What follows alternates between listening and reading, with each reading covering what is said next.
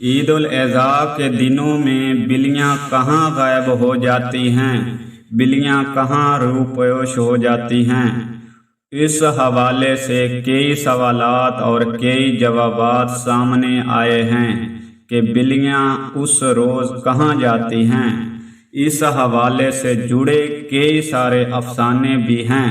اسلامی تعلیمات میں عید الاضحیٰ کی صبح بلیوں کے غائب ہونے کی واضح وجوہات بیان نہیں کی گئیں، خاص طور پر جس وقت قربانی کی جا رہی ہو تب یہ بلیاں آپ کو ارد گرد نظر نہیں آئیں گی، جس کی وجہ سے کئی لوگوں کے ذہنوں میں یہ خیال آتا ہے کہ ایسا کیوں ہوتا ہے اور یہ بلیاں اچانک کہاں چلی جاتی ہیں۔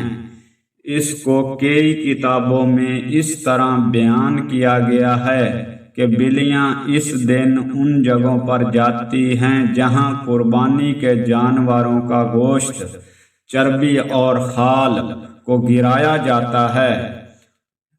اس کی ایک اور بھی وجہ بتائی گئی ہے اور وہ یہ ہے کہ بلیاں خون دیکھ کر ڈر جاتی ہیں، کیونکہ عید الاضحیٰ کے روز ہر جگہ جانوروں کا خون نظر آتا ہے جو ان بلیوں کو خوف زدہ کر دیتا ہے اور بلیوں کو وہاں سے جانے پر مجبور کر دیتا ہے۔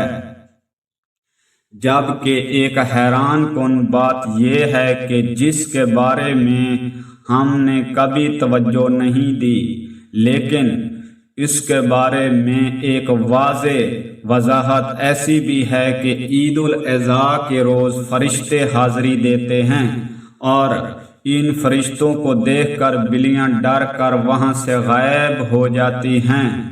جبکہ کئی لوگ یہ بھی کہتے ہیں کہ بلیاں اس روز کہیں نہیں جاتی، بلکہ انہوں نے خود اپنی آنکھوں سے بلیوں کو ان جگہوں پر گھومتے پھرتے دیکھا ہے۔ باقی اصل بات کا علم صرف اللہ پاک کی ذات کو معلوم ہے۔